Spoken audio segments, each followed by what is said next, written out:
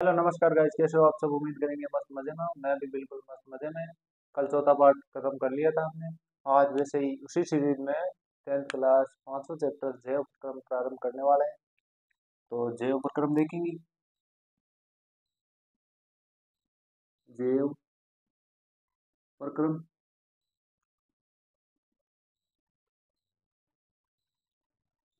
जय उपक्रम के बारे में आपने सुना होगा। और आज हम जय उपक्रम के बारे में पढ़ने वाले हैं। तो पहली हेडिंग ही क्या है? जय उपक्रम। पहली हेडिंग क्या है? जय उपक्रम। अब ऑर्गेनिक केमिस्ट्री तो खत्म हो गई है। अब आपको क्या पढ़नी है? बायोलॉजी पढ़नी है। बायोलॉजी में थ्योरी होती है। तो थ्योरी के बारे में आप वैसे पढ़ लिया होगा। और दूसरा रिवीजन चल रहा होगा। अब पहले तो देव प्रक्रम कहते हैं किसे? ऐसी सारी परिघटनाएं जिनमें या मनुष्य एक सजीव के द्वारा की जाती है, श्वसन पाचन उत्सर्जन, वो सभी सम्मिलित रूप से जैव प्रक्रम के अंदर आते हैं। अब जैव प्रक्रम में परिभाषा: वे सभी प्रक्रम जो सम्मिलित रूप से अनुरक्षण का कार्य करें। वे सभी प्रक्रम वे सभी प्रक्रम जो सम्मिलित रूप से सम्मिलित रूप से अनुरक्षण का कार्य करे। किसका कार्य करे? अनुरक्षण का कार्य करे। क्या कहलाता है? जैव प्रक्रम। अनुरक्षण का कार्य करे, उन्हें क्या कहते हैं? जैव प्रक्रम। कौन कौन से? एग्जाम्पल देखो। श्वसन, पाचन, पाचन उत्सर्जन, वहन आदि सभी क्रियाएं क्या करेगी? सम्मिलित रूप से किस में काम करेगी? जैव प्रक्रम में। अब आगे देखें। जैव प्रक्रम की आवश्यकता कहाँ हुई? क्योंकि क्षतिग्रस्त तथा टूटी फूटी रोकने या टूट फूट को रोकने के लिए अनुरक्षण प्रक्रम की आवश्यकता होती है। अतः इसके लिए उन्हें ऊर्जा की आवश्यकता भी होगी तथा एकल जीव के शरीर के बाहर से आती है। यानी ऊर्जा एकल शरीर के यानी एकल जीव के शरीर से बाहर आती है तथा इसके ऊर्जा के स्रोत का बाहर से जीव के शरीर में स्थानांतरण के प्रक्रम, यानी कोई प्रक्रम होना चाहिए जो कि बाहरी वातावरण से शरीर में ऊर्जा को स्थानांतरण करे। उसके बाद हम देखेंगे, जीव शरीर के बाहर से स्रोतों से ऑक्सीजन प्रयुक्त करते हैं। शरीर के बाहर से ऑक्सीजन का ग्रहण करना तथा कोशिकीय ऑक्सीजन या कोशिकीय आवश्यकता के अनुसार खाद्य स्रोत के विघटन में उसका उपयोग श्वसन कहलाता है। क्या कहलाता है? कि जीव शरीर से बाहर के स्रोत से ऑक्सीजन प्रयुक्त करे और शरीर के बाहर से ऑक्सीजन को ग्रहण करना तथा कोशिकीय आवश्यकता को पूरा करना। शरीर के बाहर से ऑक्सीजन को लेना और कोशिकीय आवश्यकता को पूरा करना क्या कहलाता है? श्वसन। उसके आगे, जब जीव के शरीर का आकार बढ़ता है तो शारीरिक अभिकल्पना और अधिक जटिल हो जाती है। बहुकोशिकीय जीव में सभी कोशिकाएं अपने आसपास के पर्यावरण के सीधे संपर्क में नहीं रह सकती। अतः साधारण विषण सभी कोशिकाओं की आवश्यकताओं को भी पूरी कर सकता है। वो ऑर्गेनिक केमिस्ट्री थी, उसमें ज्यादातर बोर्ड का काम था, जबकि इसमें ज्यादातर थ्योरी है। मैं पढ़ रहा हूँ, आप ध्यानपूर्वक सुने, आपके समझ में आएगी पक्की। जो भी पाचन श्वसन विसर्जन वाली क्रियाएं होंगी वो मैं आपको चित्र द्वारा समझाऊंगा।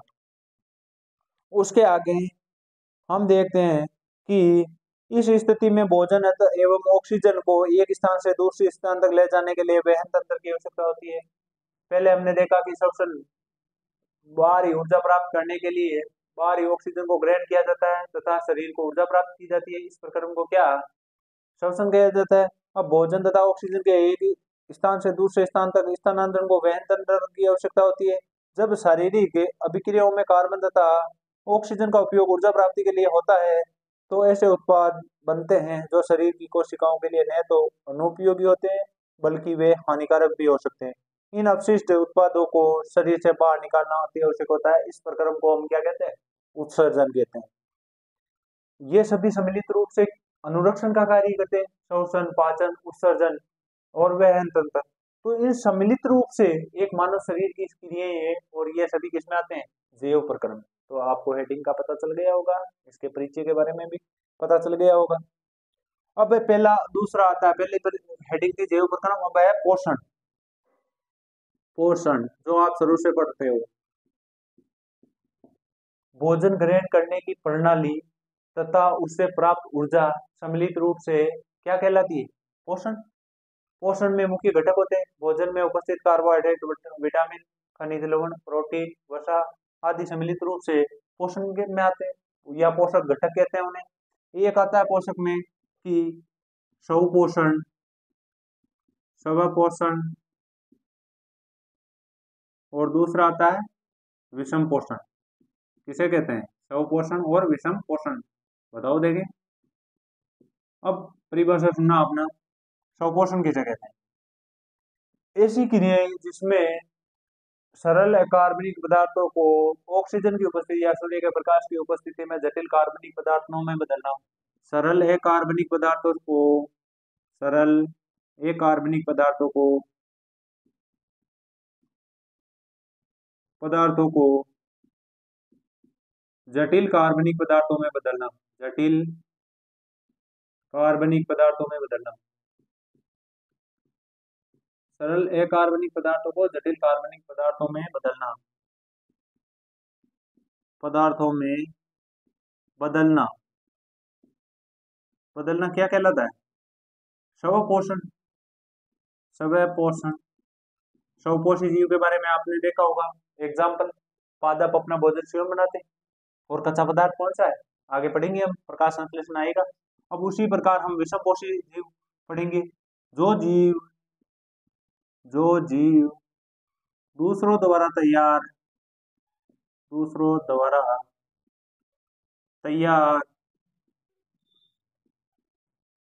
भोजन ग्रहण करते हैं या जटिल पदार्थ ग्रहण करते हैं, भोजन ग्रहण करते हैं, ऐसे पोषण को विषम पोषण कहते हैं।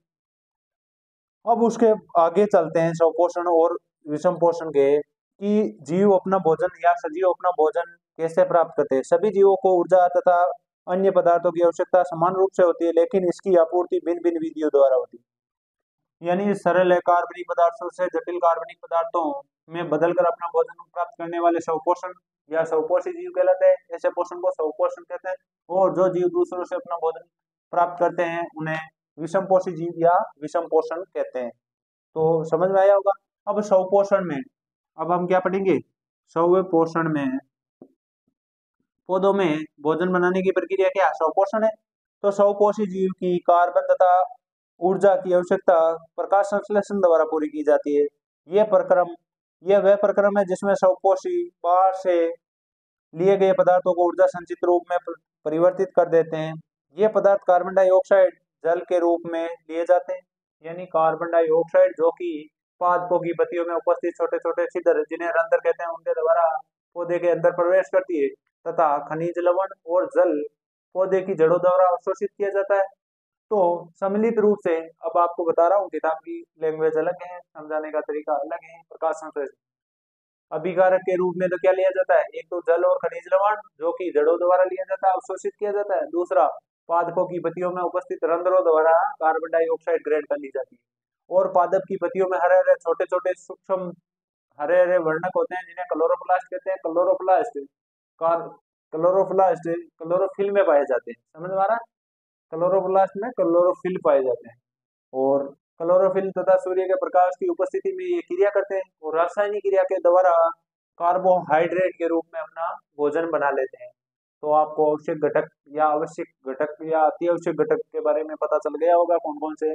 और प्रकाश संश्लेषण के बारे में विस्तार से अध्ययन करेंगे। तो देखना, कंटिन्यू। पहले तो प्रकाश संश्लेषण किसे कहते हैं? पादपों में होने वाली वह क्रिया जिसे कि पौधे के लिए भोजन तैयार करे। और भोजन तैयार करने का तरीका कौन सा है? कि पहले तो वो क्या करेगा? पादप की जड़ द्वारा पौधे में जल की आवश्यकता की पूर्ति करेगा और पादपों की पत्तियों में उपस्थित रंध्रों के द्वारा कार्बन डाइऑक्साइड देगा। अब उनको समीकरण के द्वारा या शब्द समीकरण के द्वारा भी समझेंगे, रासायनिक समीकरण द्वारा देखना। प्रकाश संश्लेषण प्रकाश संश्लेषण क्या होता है? प्रकाश संश्लेषण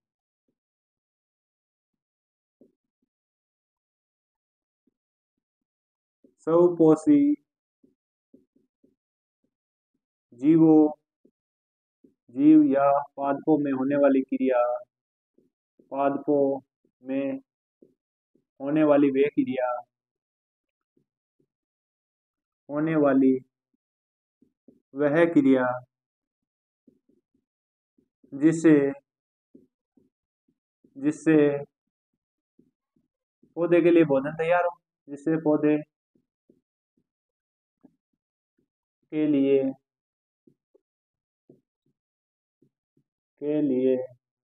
भोजन तैयार किया जाता है।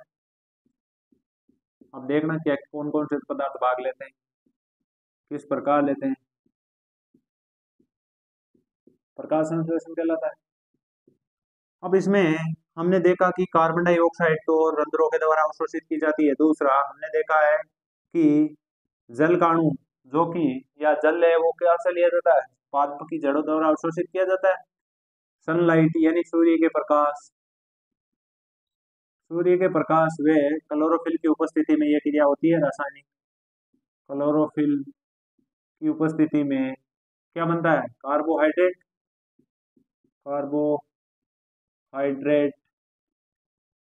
और अपशिष्ट पदार्थ कौन सा बनेगा, ऑक्सीजन, जो हम मनुष्य श्वसन में काम में लेते हैं। तो कुछ इस प्रकार की शब्द समीकरण है, देखना, जल और कार्बन डाइऑक्साइड।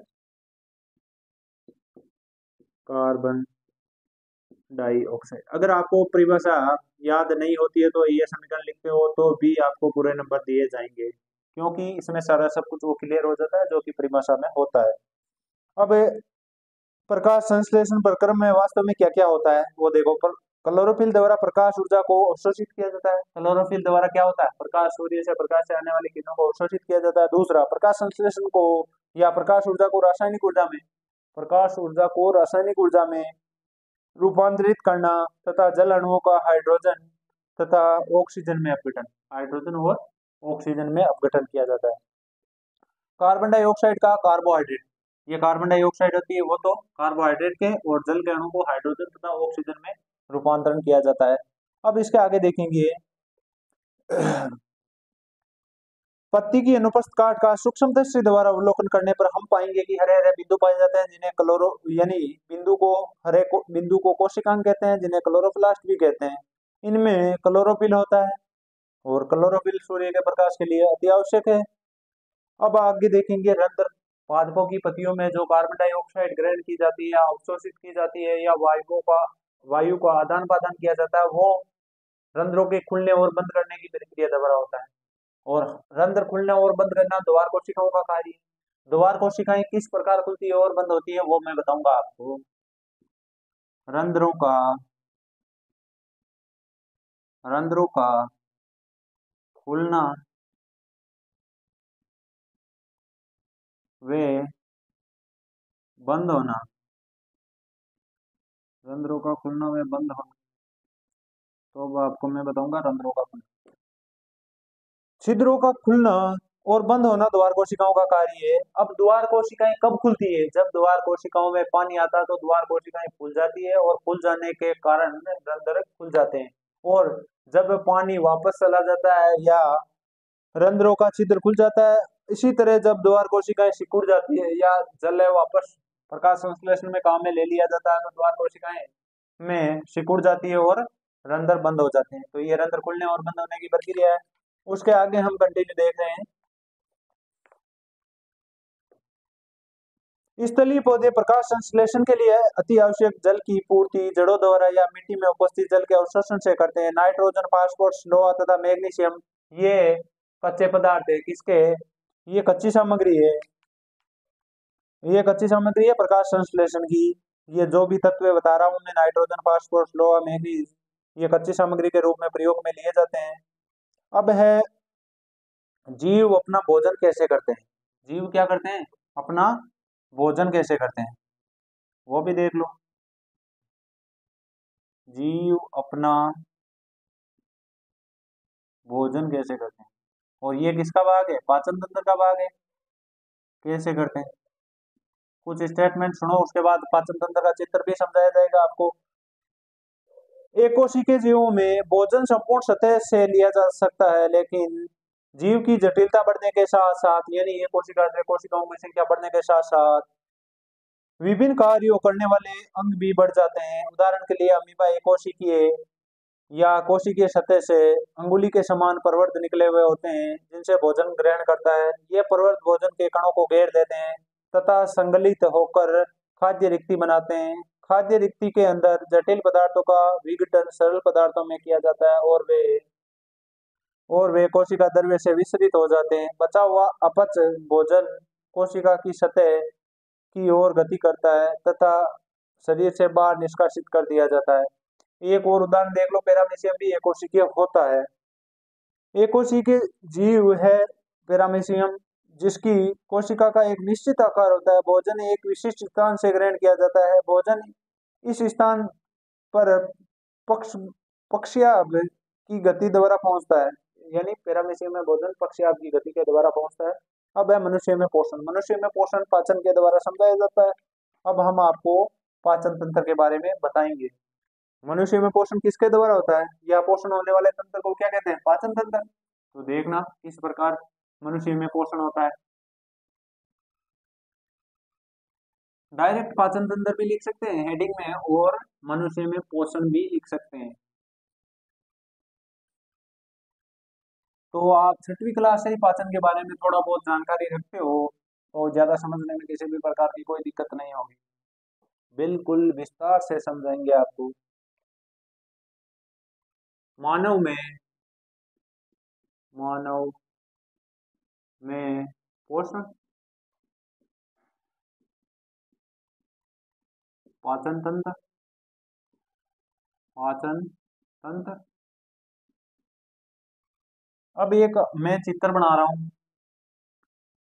तब तक आप ध्यानपूर्वक देखना।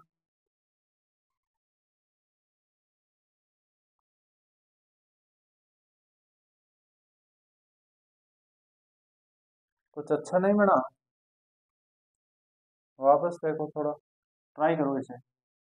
बार बार ट्राई करने पर एक बार में अच्छा चित्र बन जाएगा।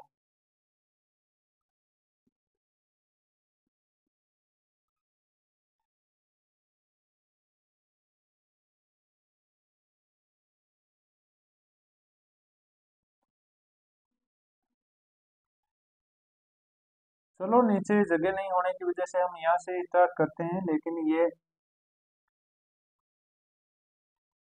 बहुत ही लंबी प्रक्रिया है।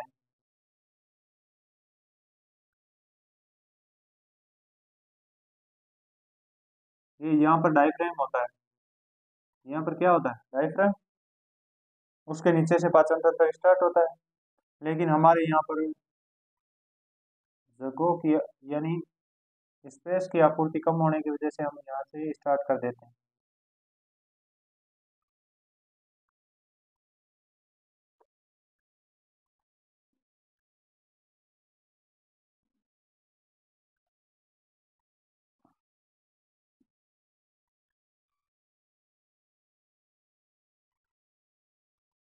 ये कुंडलित नलिका होती है, समझ में आ रहा है। अब हम आपको बताएंगे, पहले मैं इनके नाम लिख रहा हूँ। चलो समझाते जाते हैं और लिखते जाते हैं। मुख्य। अब क्या होता है, भोजन मनुष्य में भोजन किस प्रकार लिया जाता है। आहार नाल मूल रूप से, आहार नाल यहाँ से यानी मुख से स्टार्ट होकर मल को निकालने तक या मल निष्कासित करने की प्रक्रिया को संपूर्ण आहार नाल बोला जाता है। आहार नाल मूल रूप से मुख से गुद्दा तक का विस्तरित लंबी नली होती है। भोजन हमारे शरीर में एक बार प्रविष्ट हो जाने पर कैसे होता है या क्या होता है, हम देखते हैं। लोग तरह तरह से भोजन करते हैं या खाते हैं, जिन्हें हम भोजन नली से गुजरता हुआ देखते हैं। अब क्या होता है, जब मैं समझा रहा हूँ बिल्कुल अपनी लैंग्वेज में, जब आप भोजन को मुख में प्रवेश कराते हो या तो सबसे पहले मुख आता है। सबसे पहले काम में आने वाली मुख है। अब मुख में जैसे ही आपने निवाला लिया, तो पहले सबसे पहले दांतों का कार्य है कि भोजन को छोटे छोटे टुकड़ों में तोड़ना। तो आपने देखा होगा कि चबा चबा कर भोजन करना चाहिए। क्या करना चाहिए, चबा चबा कर। और कितनी बार चबाना चाहिए, 32 बार। लेकिन कोई नहीं चबाता 32 बार। फिर क्या होता है, दांत 4 प्रकार के होते हैं, चवर्णक, अग्र चवर्णक, रदनक और कर्तनक। कर्तनक वाले दांतों का कार्य होता है चीरना, फाड़ना, काटना, जो भी। रदनक का मतलब छोटे छोटे टुकड़ों में तोड़ना। और फिर कर्तनक, चवर्णक, रदनक, अग्र चवर्णक, चवर्णक और अग्र चवर्णक का कार्य होता है चीरना, यानी कर्तनक का काटना, चीरना, फाड़ना। और बाकी का कार्य होता है छोटे छोटे टुकड़ों में डिवाइड करना। अब जैसे ही हम उसके आगे बढ़ते हैं तो कभी कभार हमारी पसंदीदा पसंदीदा भोजन हम देखते ही हमारे मुंह में लार आ जाती है, वे एक प्रकार का जल नहीं है, यहाँ पर पाई जाती है मुख गुहा। क्या? मुख गुहा। अब उसके बाद आती है लार ग्रंथि। क्या आती है? लाला ग्रंथि। और हम अपनी पसंदीदा भोजन देखते ही हमारे मुख में लार आने लगती है। वो भोजन कहने का मतलब एक प्रकार का रस है, ना कि जल।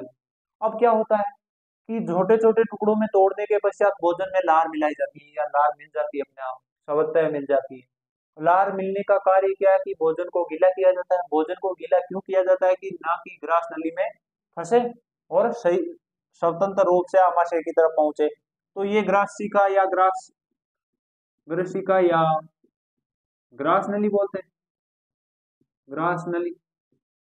इससे होता हुआ भोजन आमाशय तक पहुंचता है। ग्रास नली से होता हुआ भोजन आमाशय तक पहुंचता है। अब आमाशय एक थैली के नुमा आकृति होती है। ये क्या है? आमाशय। पाचन तंत्र और श्वसन तंत्र एक भाग द्वारा डिवाइड होते हैं, उन्हें क्या कहते हैं? डाइफ्राम। ये डाइफ्राम है, डाइफ्राम। अब जब भोजन आमाशय में चला जाता है या यहाँ पर आकर इकट्ठा हो जाता है तो वो यहाँ पर 2 से 3 घंटे के लिए रहता है। अब यहाँ पर क्या होता है? यहाँ पर अलग अलग ग्रंथियों के द्वारा रस स्त्रावित किए जाते हैं या हार्मोन स्त्रावित किए जाते हैं, जो आकर यहाँ पर मिलते हैं।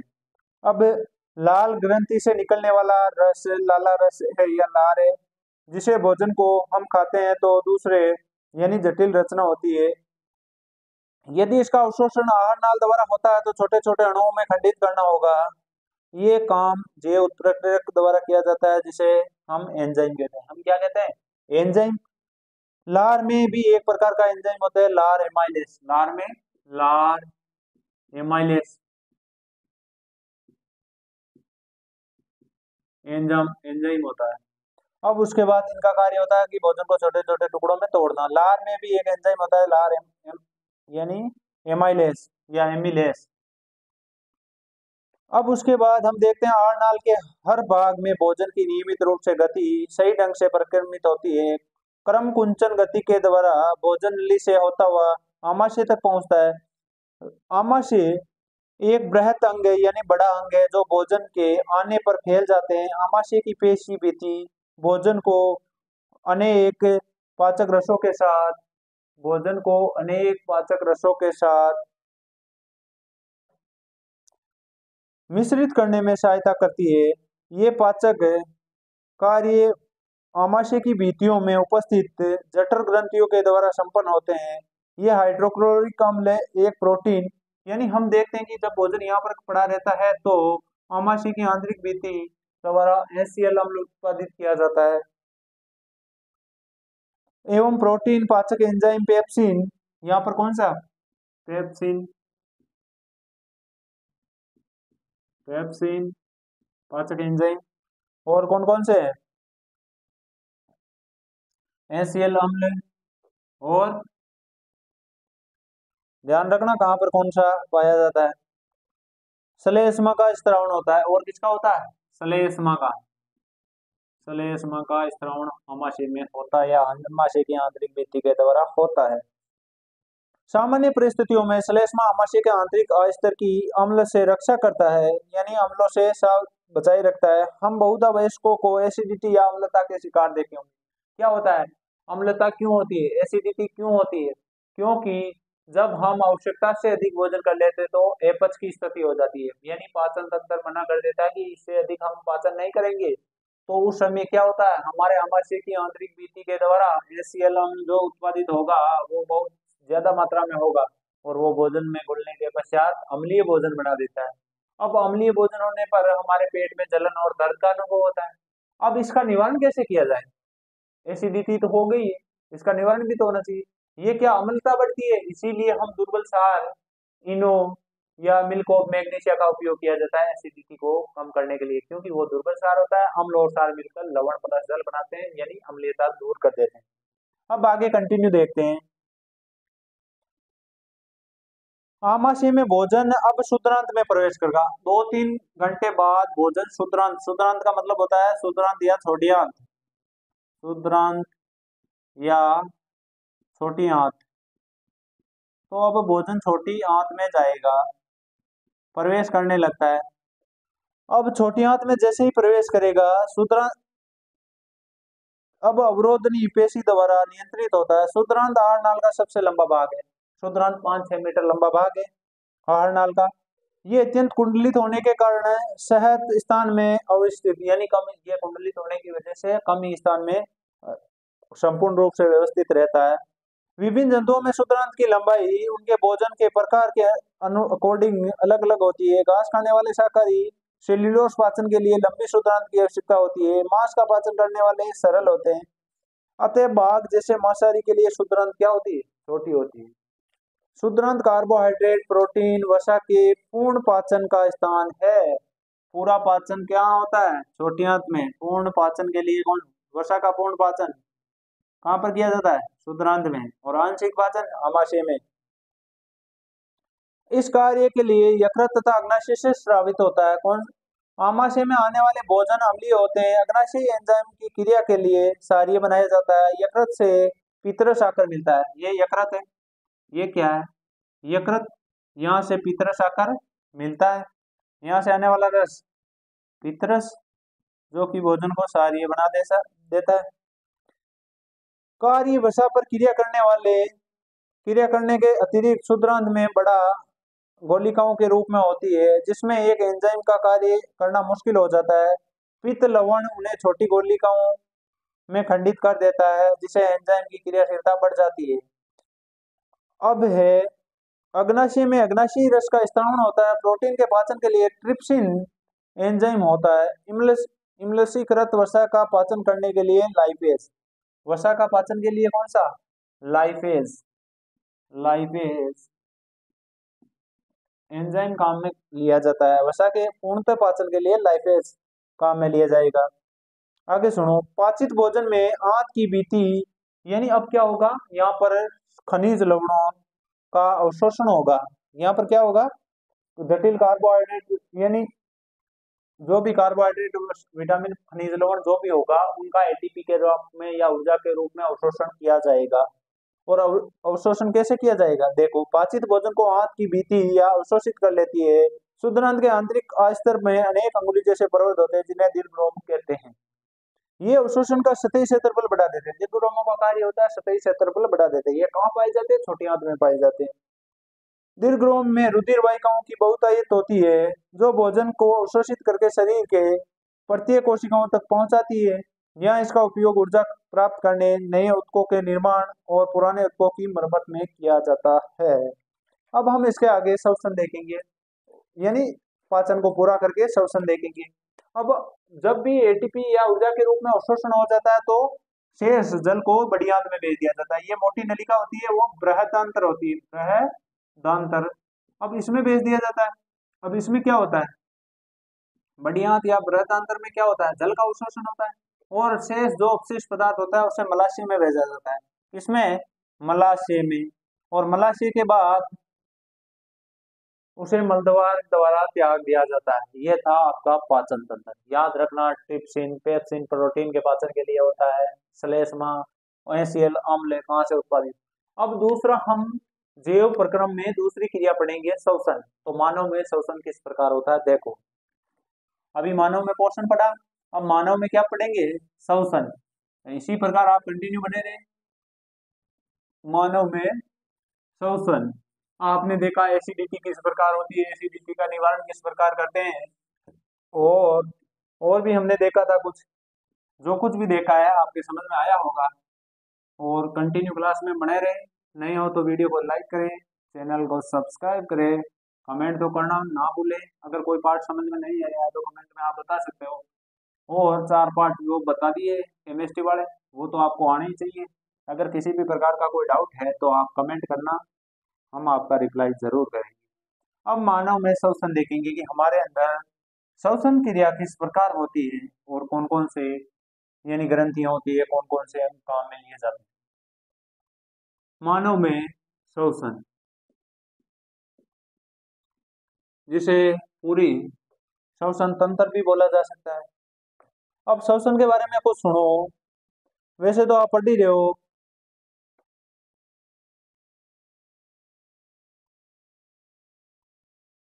श्वसन की परिभाषा आपने पहले देखी कि क्या होता है। हमारे शरीर को ऊर्जा की आवश्यकता, ऊर्जा की प्राप्ति के लिए शरीर बाहर से क्या करता है, ऑक्सीजन ग्रहण करता है, और ऑक्सीजन ग्रहण करके या अन्य पदार्थों की उपस्थिति में अपना वो क्या कर लेता है, ऑक्सीजन की उपस्थिति में यानी एटीपी के रूप में ऊर्जा ग्रहण करता है। इस प्रक्रम को श्वसन कहते हैं, या आम बोलचाल की भाषा में देखें तो श्वसन किसे कहते हैं, यानी हमारे द्वारा या मनुष्य के द्वारा कार्बन डाइऑक्साइड को छोड़ी जाना और ऑक्सीजन के रूप में ग्रहण करना। ऑक्सीजन का कार्य क्या होता है, शरीर में उपस्थित जटिल पदार्थों को तोड़ने के लिए शरीर के अंदर जैसे ही ऑक्सीजन ली जाती है या ऑक्सीजन ली जाती है और उन्हें सरल पदार्थों में बदलने के पश्चात जो कार्बन डाइऑक्साइड होती है वो शरीर से बाहर निष्कासित कर दी जाती है। इस प्रक्रम को श्वसन कहा जाता है। अब श्वसन किस प्रकार होता है वो भी देखना है। श्वसन किस प्रकार होता है, या श्वसन की परिभाषा देखने के पश्चात प्रकार देखो। श्वसन दो प्रकार, तीन प्रकार का होता है वैसे, लेकिन मुख्य रूप से दो प्रकार का होता है। मुख्य रूप से दो प्रकार का कौन सा, वायवीय श्वसन और अवायवीय श्वसन।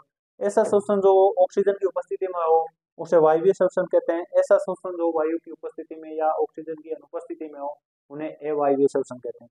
आगे देखो कुछ एक वायवीय और अवायवीय श्वसन। वायवीय और अवायवीय श्वसन के लिए एक समीकरण दे रखी अवायवीय, वो देख लो, उसके बाद हम उसका चित्र दोबारा समझेंगे श्वसन को। पहला क्या होता है, ग्लूकोज को तोड़ना होता है। ग्लूकोज क्या होता है, जो भी हम भोजन करते हैं वो ग्लूकोज के रूप में होता है।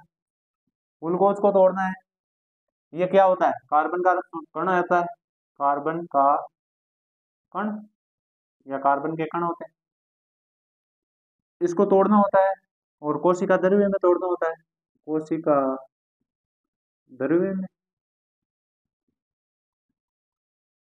और पाइरूवेट के रूप में ये संचित होता है। पाइरूवेट, ये नाम याद रखना। अब ये फिर तीन प्रकार के वायवीय, अवायवीय और कोशिकीय श्वसन में टूटता है। आपने 7वीं क्लास में पढ़ा होगा वायवीय, अवायवीय और अब ये अवायवीय होगा। ऑक्सीजन की, ऑक्सीजन की अनुपस्थिति, की अनुपस्थिति, अनुपस्थिति में होगा क्या होगा, इथेनॉल बनेगा, एथेनॉल। और क्या होगा, कार्बन डाइऑक्साइड, CO2। और क्या होगा, और एटीपी के रूप में ऊर्जा, ऊर्जा। उसके बाद दूसरा, ऑक्सीजन के अभाव में, ये भी ऑक्सीजन के अभाव में, O2 के अभाव में, इसे कोशिकीय श्वसन कहते हैं। इसे अवायवीय, इसके कोशिकीय। इसमें लैक्टिक अम्ल बनेगा, क्या बनेगा, अम्ल। कौन सा, लैक्टिक अम्ल, लैक्टिक अम्ल बनेगा। और क्या होगा, ऊर्जा होगी, ऊर्जा। उसके बाद भी ये वायवीय श्वसन होगा। ये कौन सा होगा, वायवीय श्वसन। वायवीय श्वसन में क्या बनेगा, O2 होगी, कार्बन डाइऑक्साइड बनती है, जल बनती है और ऊर्जा बनती है। समझ में आ रहा है। और ये किस में होगा, माइटोकॉन्ड्रिया में होगा, ये हमारी पेशी कोशिका में होगा, और ये यीस्ट में होगा। ये तो किस में होगा, यीस्ट में। और ये कोशिका में, कोशिका। और ये माइटोकॉन्ड्रिया, माइटोकॉन्ड्रिया में। तो समझ में आया होगा कुछ वायवीय और कोशिकीय श्वसन बोला जाता है। 7वीं क्लास से पढ़ रहे हो, ज्यादा समझाने की आवश्यकता नहीं है। अब हम श्वसन तंत्र का चित्र बनाकर श्वसन की क्रिया को समझेंगे। श्वसन की क्रिया को, ये तो थे भाग किस प्रकार के होते हैं जो कि आपने देखे, और अब हम श्वसन तंत्र समझेंगे। तो यह श्वसन की क्रिया, किस प्रकार की क्रिया होती है श्वसन में, जो भी है आप देख लेना। और पाठ का नाम तो है पता ही होगा, जैव प्रक्रम। अब श्वसन क्रिया में क्या होता है, वही पाचन की तरह ही। एक चित्र बनाओ, ये होती है मानव का ढांचा।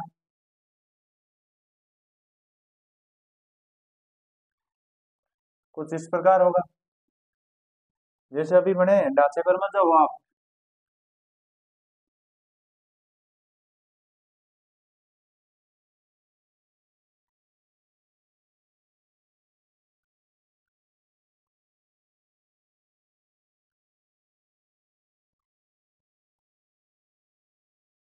कुछ इस प्रकार होगा।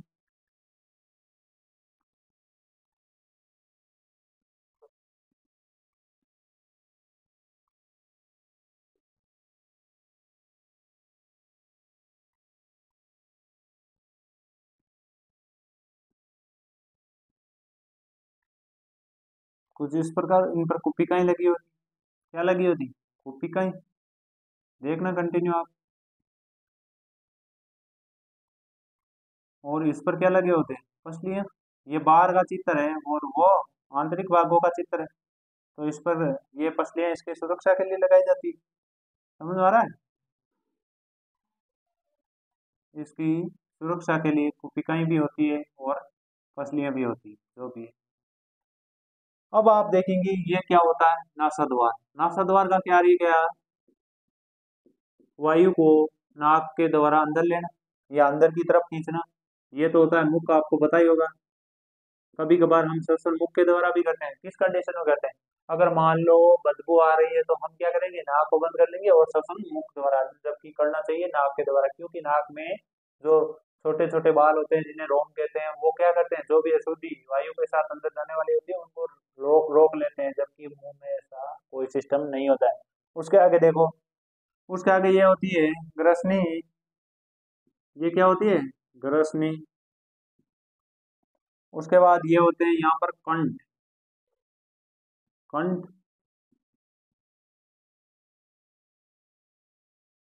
ये यहाँ पर क्या होते हैं, कंठ। उसके आगे देखेंगे ये होती है श्वास नली, कंठों के नीचे श्वास नली।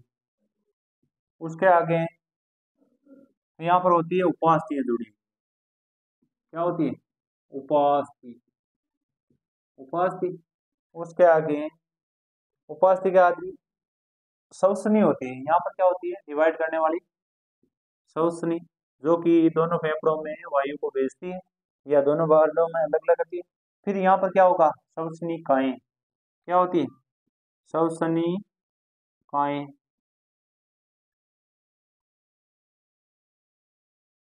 या श्वसनिका है, लिख लो डायरेक्ट। अब श्वसनिका के ऊपर क्या होता है, कुपिकाएं। कुपिका।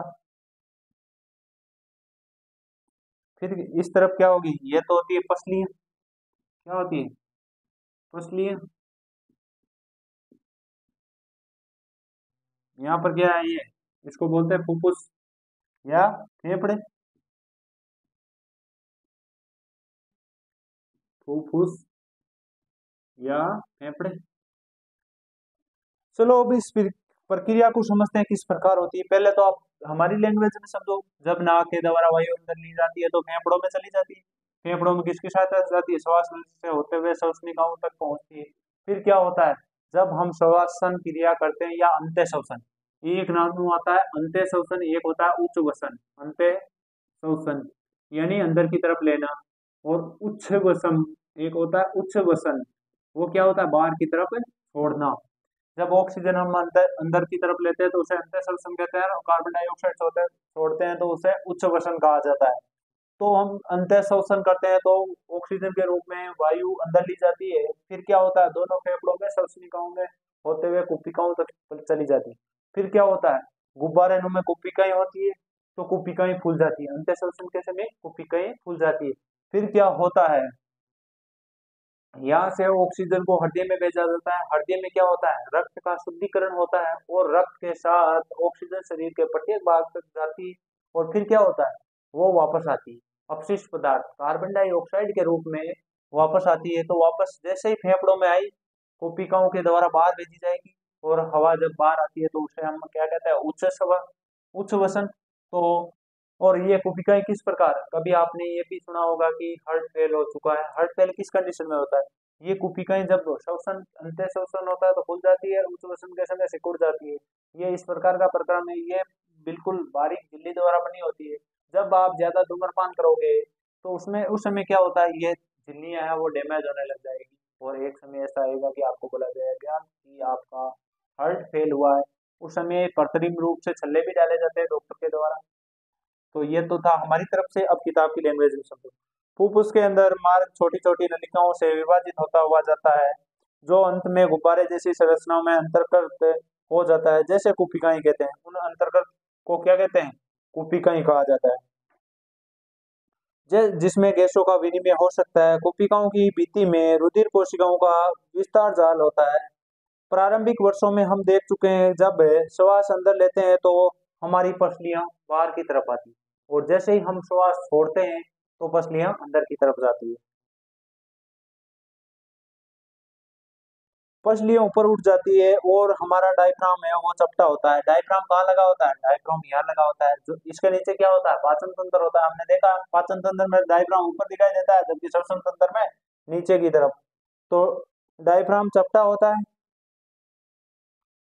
उसके आगे देखो, इससे परिणाम स्वरूप वक्ष गुहा बड़ी हो जाती है, और इसके कारण फुफ्फुस के अंदर चूस ली जाती है क्या, वायु, और विस्तृत कोशिकाएं फैल जाती है या फूल जाती है। से शरीर में कार्बन डाइऑक्साइड कोशिकाओं में छोड़ने के लिए लाता है। कौन लाने वाला, कौन है, रक्त या रुधिर। कोशिकाएं रुधिर वाहिकाओं द्वारा रुधिर कोशिकाओं वायु में ऑक्सीजन लेकर शरीर के सभी कोशिकाओं तक पहुंचता है। श्वास चक्कर के समय जब वायु अंदर की ओर बाहर आती है तो फुफ्फुस सदैव वायु का अपशिष्ट आयतन रखते हैं, और ऑक्सीजन के अवशोषण तथा कार्बन डाइऑक्साइड में मोचन के लिए पर्याप्त समय मिल जाता है। जैसे जैसे जंतुओं में शरीर का आकार बढ़ता है, विसरण दाब शरीर के सभी अंगों में ऑक्सीजन पहुंचाने के लिए पर्याप्त होता है या अपर्याप्त होता है, उसकी दक्षता कम हो जाती है। फुफ्फुस की वायु से श्वसन वर्णक ऑक्सीजन लेकर उन्हें ऊतकों तक पहुंचाने के लिए जिनमें ऑक्सीजन की कमी होती है। मानव में श्वसन वर्णक हीमोग्लोबिन है, जो ऑक्सीजन के लिए उच्च बंधुता रखता है। यह वर्णक लाल रुधिर कणिकाओं में उपस्थित होता है। कार्बन डाइऑक्साइड जल में अधिक विलीय होती है, और रुधिर में विलीय अवस्था में होती है या कम विलीय होती है। ये था आपका क्या, श्वसन तंत्र। हमने दोनों लैंग्वेज में बताया, हमारी लैंग्वेज में और किताब की लैंग्वेज में। अब है वहन। वहन का मतलब रक्त का बहाव शरीर के सभी कोशिकाओं तक होता है, और किस रूप में होता है, धमनियों और शिराओं के रूप में, वो देखेंगे। रक्त का वहाव या वहन, वहन किस प्रकार होता है, तो देखो बिल्कुल एक ही साथ। पाचन तंत्र भी हमने देखा, श्वसन तंत्र भी देखा। ज्यादा समझाने वाली कोई बात नहीं है। आप जन्म से लेकर, यानी जन्म का मतलब है आप 6वीं क्लास से पाचन श्वसन और उत्सर्जन के बारे में पढ़ते आ रहे हो। अब 10वीं क्लास में लास्ट है, इसके बाद अगर बायोलॉजी लोगे तो इसके बारे में आगे विस्तार से अध्ययन करोगे। तो देखो वहन किस प्रकार होता है। वहन, चौथा है वहन। वहन को हम बहने से ले सकते हैं। किताब की लैंग्वेज में देखेंगे मानव में वहन। वहन में क्या है, मानव में वहन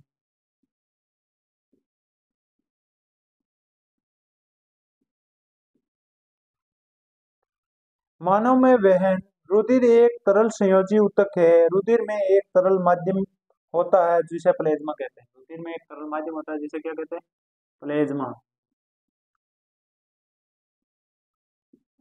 अरे आपने नहीं देखा क्या, रुधिर 3 प्रकार के कण होते हैं, आरबीसी, डब्ल्यूबीसी और तीसरा कौन सा, प्लाज्मा। अगर प्लाज्मा नहीं हो तो आपको जब चोट लगती है तो रक्त का बहाव रुकता ही नहीं है, यानी रक्त का थक्का जमने के लिए प्लाज्मा काम में लिया जाता है। समझ में आता है? लाल रक्त कणिकाएं इसे कहते हैं, लाल रक्त कणिकाएं। ये होती है श्वेत रक्त कणिकाएं या कोशिकाएं। और ये होता है प्लेटलेट्स या प्लाज्मा। ये 2.5 लाख से 4.5 लाख होने चाहिए प्रत्येक मनुष्य में। और उसके बाद हम आगे किताब वाले देखेंगे। इसमें कोशिकाएं निलंबित होती है। प्लाज्मा भोजन, कार्बन डाइऑक्साइड तथा नाइट्रोजनी पदार्थों का विलीन रूप से वहन करता है। ऑक्सीजन को लाल रुधिर कोशिकाएं ले जाती है। बहुत से अन्य पदार्थ जैसे लवण का वहन रुधिर में होता है। ऑक्सीजन को लाल रक्त कणिकाएं ले जाती है। बहुत से अन्य पदार्थों का वहन, लवणों का वहन भी रुधिर के द्वारा होता है। रुधिर में अंगों का आसपास धकेल सके या नलियों के एक परिपथ की आवश्यकता होती है। अब हमारा शरीर या हृदय में किस प्रकार ऑक्सीजन युक्त रक्त जाता है और किस प्रकार कार्बन डाइऑक्साइड युक्त अशुद्ध जल या अशुद्ध जल क्या सॉरी रक्त वापस हृदय में आता है, तो उस क्रिया को देखेंगे। उस क्रिया को मानव हृदय या पंप द्वारा, जो भी आप मानो। तो हृदय एक बंद मुट्ठी के आकार का होता है। कौन कौन मानता है? यानी एक पेशीय अंग है जो बंद मुट्ठी के आकार का होता है।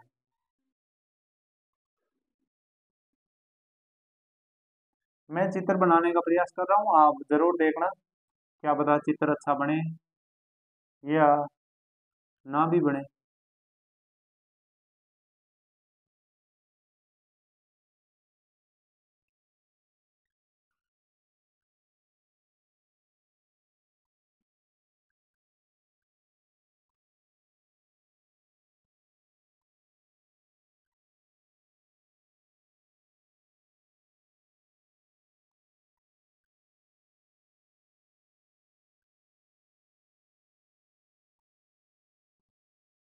चित्र देखते रहे, कंटिन्यू।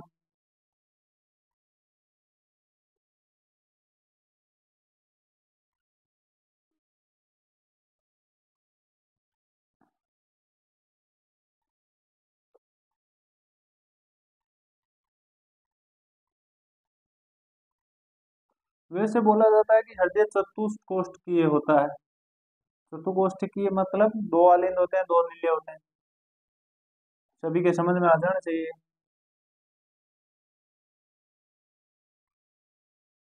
कुछ इसी प्रकार का होता है लगभग, और विस्तार से आप बना सकते हो अपनी रफ कॉपी में। अब इसको समझना है कि यहाँ पर एक तो होती है महाधमनी, इसे क्या कहा जाता है? महाधमनी। ये क्या होती है? महाशिरा, इसको बोलते हैं महाशिरा। शिराओं का कार्य होता है शुद्ध रक्त को लाना, लेकिन महाशिरा का कार्य ऐसा नहीं होता है, ये शुद्ध रक्त को ले जाती है। और माँ धमनियों का कार्य शुद्ध रक्त को ले जाना, लेकिन माँ धमनी क्या करती है? अशुद्ध रक्त को ले जाती है। अब इसके आगे हम देखेंगे, यहाँ पर फुफ्फुस धमनियां होगी। क्या होगी? फुफ्फुस, फुफ्फुस धमनियां, धमनियां। यहाँ पर नीचे, इसके नीचे क्या होगी? फुफ्फुस शिराएं, यानी फेफड़ों से आने वाली शिराएं, शिराएं। उसके आगे बायां नीली, इसे कहते हैं बायां नीली।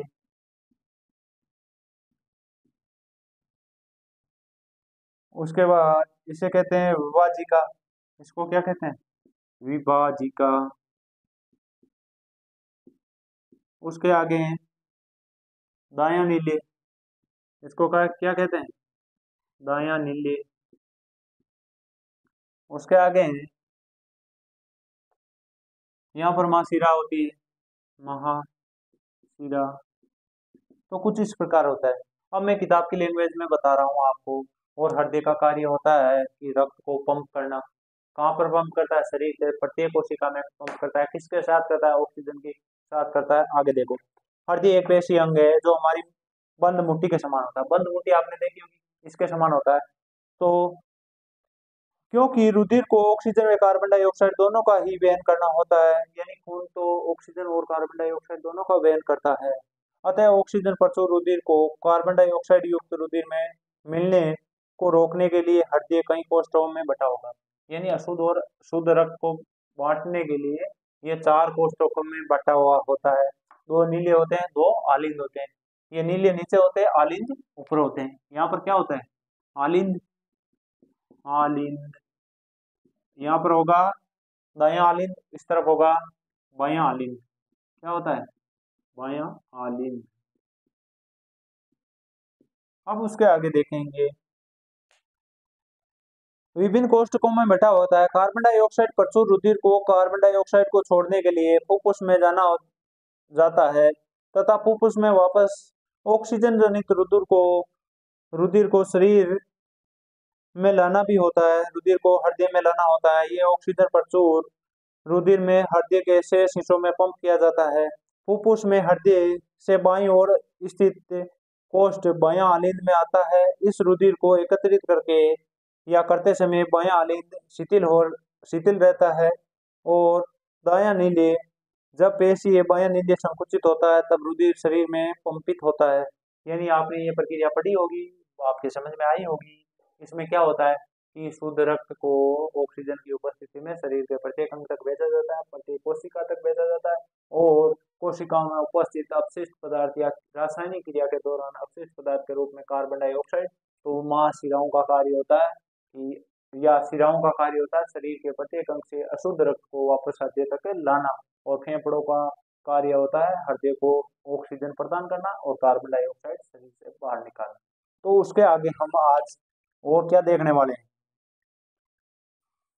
हम देखने वाले हैं कि ऑक्सीजन तथा कार्बन डाइऑक्साइड का परिवहन या विनिमय किस प्रकार होता है। तो हृदय दायां तथा बायां बंटवारा ऑक्सीजनित तथा विऑक्सीजनित रुधिर को मिलने से रोकने में लाभदायक होता है। इस प्रकार के बंटवारे को शरीर को उच्च दक्षता ऑक्सीजन की पूर्ति करता है। पक्षी और स्तनधारी शरीर जंतुओं को उनके उच्च ऑक्सीजन की आवश्यकता होती है और ये बहुत ही लाभदायक होते हैं। अब हम इसके पार्ट है वो पढ़ेंगे धीरे धीरे करके कि किस प्रकार। तो पहला है नलिका रुधिर या नलिकाएं रुधिर वाहिकाएं। धमनी वे रुधिर वाहिकाएं हैं जो रुधिर को हृदय से शरीर के विभिन्न अंगों धमनियों वे वाहिकाएं होती है। अब धमनियों के बारे में पढ़ रहे हैं, किसके बारे में? धमनी के बारे में। धमनियां वह शिराएं या वह वाहिकाएं होती है जो शरीर को या शरीर से विभिन्न अंगों तक ले जाने वाली रुधिर को शरीर के विभिन्न अंगों तक ले जाने वाली होती है। धमनी की भित्ति मोटी तथा लचीली होती है क्योंकि रुधिर हृदय से उच्च दाब से निकलता है, शरीर के उच्च दाब से निकलता है। शरीर शिराएं विभिन्न अंगों से रुधिर को एकत्रित करके वापस हृदय तक लाती है। उनमें मोटी भित्ति की आवश्यकता नहीं होती है। अब आप एग्जाम्पल लिख सकते हो या अंतर लिख सकते हो शिराओं और धमनियों की आंतरिक भित्ति मोटी होती है जबकि शिराओं की पतली होती है क्योंकि जब रक्त शरीर के प्रत्येक भाग में भेजा जाता है तो अधिक दाब के द्वारा भेजा जाता है जबकि वापस आते समय अधिक दाब के द्वारा नहीं आता है। उसके आगे किसी भी अंग या ऊतक तक पहुंचने पर धमनी है उत्तरोत्तर छोटी छोटी वाहिकाओं में विभाजित हो जाती है। उसके आगे हम प्लेटलेट्स द्वारा अनुरक्षण पढ़ेंगे। इन नलिकाओं के तंत्र में यदि रिसना प्रारंभ हो जाए या क्या होगा, जब हम घायल हो जाएं या रक्त स्त्राव होने यानी हमें चोट लग जाए तो क्या होगा, तंत्र में रुधिर की हानि हो जाती है और रक्त स्त्राव में दाब में कमी आ जाएगी, पंपिंग प्रणाली की दक्षता में कमी आ जाएगी। यानी आपको मैं डायरेक्ट बता देता हूँ, किसी भी हमारे शरीर के किसी भी भाग पर जब हम चोटिल होते हैं या चोटग्रस्त ग्रसित होते हैं तो रक्त बहने लगता है। तो रक्त को रोकने के लिए हम क्या करते हैं, उस स्थान को हाथ से दबा लेते हैं। कुछ समय पश्चात क्या प्लेटलेट्स का कार्य होता है रक्त का थक्का बनना या रक्त का घुमाव करना, तो वह उस जगह पर रक्त का थक्का बनाते हैं और उसकी वजह से रक्त का बहाव रोका जा सकता है। आगे होती है लसिका, अन्य प्रकार का द्रव्य जो वहां वहन में भी सहायता करता है। लसिका या उत्तक तरल उत्तक है। लसिका क्या है? तरल उत्तक। लसिका एक प्रकार का तरल उत्तक है। क्या है? तरल उत्तक। अब उसके बाद बात कर ली जाए तरल ऊतक के कहते हैं। कोशिकाओं की भित्ति में उपस्थित छिद्रों द्वारा कुछ प्लाज्मा प्रोटीन तथा रुधिर कोशिकाओं द्वारा निकलकर ऊतक के अंतरकोशिकीय अवकाश में आ जाते हैं तथा ऊतक तरल तथा लसिका का निर्माण करते हैं। लसिका प्लाज्मा की तरह ही है, लेकिन इसे रंगीन तथा इसके अल्प मात्रा में प्रोटीन होता है। लसिका अंतरकोशिकीय अवकाश में लसिका कोशिकाओं में चली जाती है। लसिका वाहिका बनाती है तथा बड़ी शिरा में खुलती है। शूद्रांत द्वारा अवशोषित वसा का वहन लसिका द्वारा होता है। अब है पादपों में परिवहन। अब मनुष्य में वहन पड़ा, अब पादपों में परिवहन किस प्रकार होता है। मैं डायरेक्ट दो ही शब्द बताऊंगा, दो ही शब्द में आपका ये टॉपिक क्लियर हो। पादपों में जल का परिवहन। पहले, पादपों में जल का परिवहन एक जाइलम नाम का ऊतक होता है, उसके द्वारा होता है। जाइलम ऊतक के द्वारा पादपों में प्रत्येक अंग में या पादप की प्रत्येक शाखा में प्रत्येक जगह जल का परिवहन किया जाता है। और पादप की पत्तियों में उपस्थित थे, पादप की पत्तियों में पादप के लिए भोजन तैयार किया जाता है। ये सब पोषण का उदाहरण हमने देखा था। और इसके द्वारा एक अन्य प्रकार का ऊतक होता है फ्लोएम। फ्लोएम ऊतक का कार्य क्या होता है कि भोजन को प्रत्येक पौधे के प्रत्येक भाग तक पहुंचाना। तो आप इसमें ही समझना कि यानी पादपों में परिवहन किस प्रकार का होता है। पादपों में जल का परिवहन तो जाइलम के द्वारा होता है और भोजन का परिवहन किसके द्वारा होता है, फ्लोएम ऊतक के द्वारा। अब बात रही कि अपशिष्ट पदार्थों की, तो आपने गोंद देखा होगा बबूल के, खेजड़ी के, और गोंद और एक रस्सी ना देखा होगा जहाँ पर काला काला गाढ़ा पदार्थ निकलता है, तो वो अपशिष्ट पदार्थों के रूप में गर्मियों में बाहर निकलता है। तो उम्मीद है कि आपको ये समझ में आया होगा। उसके बाद एक अन्य प्रकार का लास्ट पांचवा पॉइंट बचता है। क्या होता है पांचवा पॉइंट? है उत्सर्जन। उत्सर्जन के बारे में देखेंगे और हमारा पार्ट उत्सर्जन के बाद में है पादपों में उत्सर्जन। यह है मनुष्य में उत्सर्जन और पादपों में उत्सर्जन। उसके बाद पार्ट समाप्त हो जाएगा और ये पार्ट एक ही क्लास एक ही घंटे में पूरा होने वाला था, तो मैंने आज करवाने का प्रयास किया है। अगर होता है तो ठीक, वरना अगली क्लास में देखेंगे। अब उत्सर्जन देखना। अरे ये पाचन श्वसन उत्सर्जन आप जन्म से यानी छठी क्लास से जब से विज्ञान पढ़ रहे हो तब तक तब से पढ़ रहे हो। फिर भी आपके कोई प्रॉब्लम होती है तो आप बता देना, बिल्कुल निश्चिंत होकर पूरी आपके डाउट है वो क्लियर किए जाएंगे। अब लास्ट पॉइंट पांचवा है उत्सर्जन। उत्सर्जन, उत्सर्जन में क्या होता है? दो प्रकार का होता है। मानव में उत्सर्जन, जबकि पहले उत्सर्जन देख लेते हैं। जीव प्रकाश संश्लेषण तथा श्वसन में जनित वन्य गैस वर्ज्य गैसों जैसे छुटकारा पाते हैं। अतः उपापचयी क्रियाओं में जनित नाइट्रोजन युक्त पदार्थों को निकालना आवश्यक होता है। जो अपशिष्ट पदार्थ होते हैं उनको निकालना आवश्यक होता है। वे जैव प्रक्रम जिसमें अन्य हानिकारक उपापचयी वर्ज्य पदार्थों को निष्कासन होता है उन्हें क्या कहते हैं? उत्सर्जन। यानी हमारे शरीर से या किसी भी पेड़ पौधे से वर्ज्य पदार्थ यानी हानिकारक पदार्थों को बाहर की तरफ निष्कासित करना आवश्यक होता है। और जिस प्रक्रम के द्वारा उत्सर्जित या अपशिष्ट पदार्थों को बाहर निकालते हैं उन्हें उत्सर्जन कहते हैं। विभिन्न जंतुओं के लिए विविध युक्तियां है या मानव के लिए उत्सर्जन या मानव में उत्सर्जन उत्सर्जन तो मानव में उत्सर्जन देखेंगे किस प्रकार होता है। अब मैं बना रहा हूँ चित्र। मानव के उत्सर्जन तंत्र को में एक जोड़ी वक्र होते हैं। मानव के उत्सर्जन तंत्र में एक जोड़ी क्या होते हैं? वक्र होते हैं। पहले आप कुछ इस प्रकार का चित्र बनाओ, यहाँ पर एक वक्र बनाओ, फिर एक इस पर एक जोड़ी का मतलब दो, ये कुछ बड़ा हो चुका है।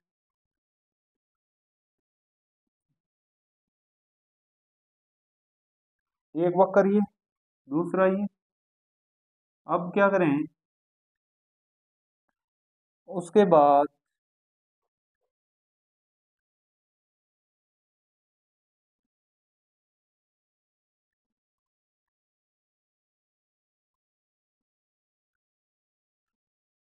यहां से क्या आएगा? यहाँ से एक वहनी आती है, एक इस तरफ से आती है, छठवीं सातवीं आठवीं में आपने देखा होगा। यहाँ पर एक थैली के नुमा आकृति होती है और फिर क्या होता है?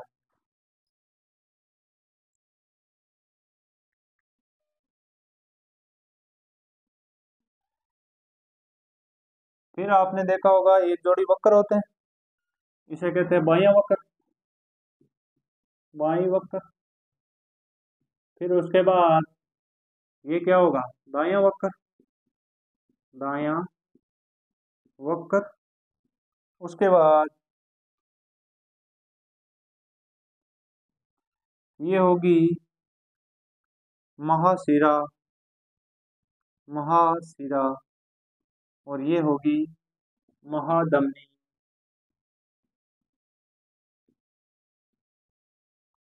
उसके बाद मूत्राशय होगा, ये थैलीनुमा आकृति होती है, उसको क्या बोलते हैं, मूत्राशय,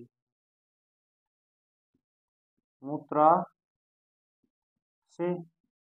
उसके बाद नीचे वाले भाग को दिया मूत्र मार्ग बोला जाता है, क्या बोला जाता है, मूत्र मार्ग। अब इस प्रक्रम को हम देखेंगे कि एक जोड़ी वक्र मूत्रवाहिनी, यहाँ पर क्या होगी, मूत्रवाहिनी भी होगी, इनको भी बोला जाता है मूत्र वाहिनी, मूत्र वाहिनी। तथा मूत्राशय और मूत्रमार्ग विभिन्न भाग होते हैं। वक्र उदर की रीढ़ की हड्डी के दोनों ओर स्थित होता है। वक्र क्या होते हैं, रीढ़ की हड्डी के दोनों तरफ पाए जाते हैं। वक्र में मूत्र बनाने के बाद मूत्रवाहिनियों में होता हुआ मूत्राशय में आ जाता है तथा ये यहाँ पर एकत्रित हो जाता है तथा मूत्र मार्ग से ये निकाल दिया जाता है या निष्कासित कर दिया जाता है। मूत्र किस प्रकार तैयार होता है वो देखना है। मूत्र बनाने का उद्देश्य रुधिर में वर्ज्य पदार्थों को छानकर बाहर करना है। फुफ्फुस में CO2 रुधिर से अलग हो जाती है, जबकि नाइट्रोजन वर्ज्य पदार्थ जैसे यूरिया या यूरिक अम्ल वक्र में रुधिर से अलग कर दिए जाते हैं। ये कोई आश्चर्य की बात नहीं है, यानी वक्र के आधारी निस्यंदन एक एक फुफ्फुस की तरह ही है। बहुत पतली भित्ति वाली रुधिर कोशिकाओं का गुच्छा है। वक्र में प्रत्येक कोशिका गुच्छ एक नलिका के कई के या कप के आकार का सिरे के अंदर होता है। यह नलिका छोड़ने या मूत्र को एकत्रित करती है, छने हुए मूत्र को एकत्रित करती है।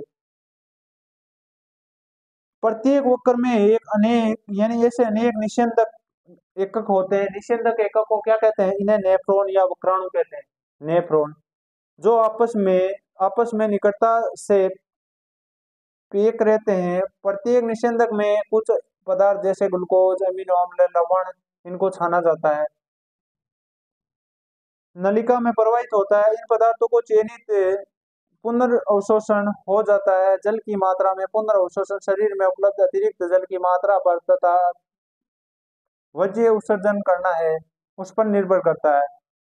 अब इसके बाद ये तो हुआ मानवों में उत्सर्जन, इसके बाद है पादपों में उत्सर्जन, जो मैं आपको पढ़कर सुना रहा हूँ, आप ध्यान से सुने।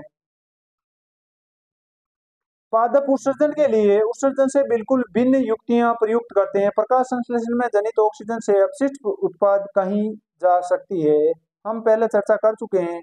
पौधे ऑक्सीजन तथा कार्बन डाइऑक्साइड के अतिरिक्त जल से वाष्पोत्सर्जन द्वारा छुटकारा पा सकते हैं। पादप में बहुत से ऊतक मृत कोशिकाओं के बने होते हैं और वे अपने कुछ भाग जैसे पादप का क्षय भी कर सकते हैं।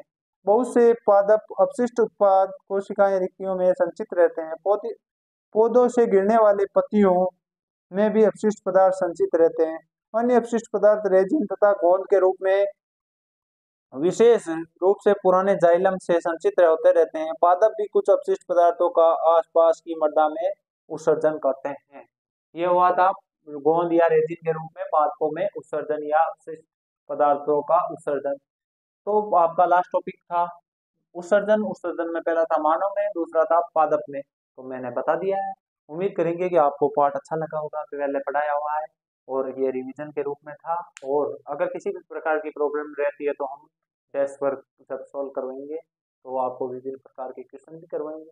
अभी मैंने क्वेश्चन किसी भी प्रकार का नहीं करवाया है, क्योंकि हम हर रोज एक पाठ पर चर्चा करने वाले।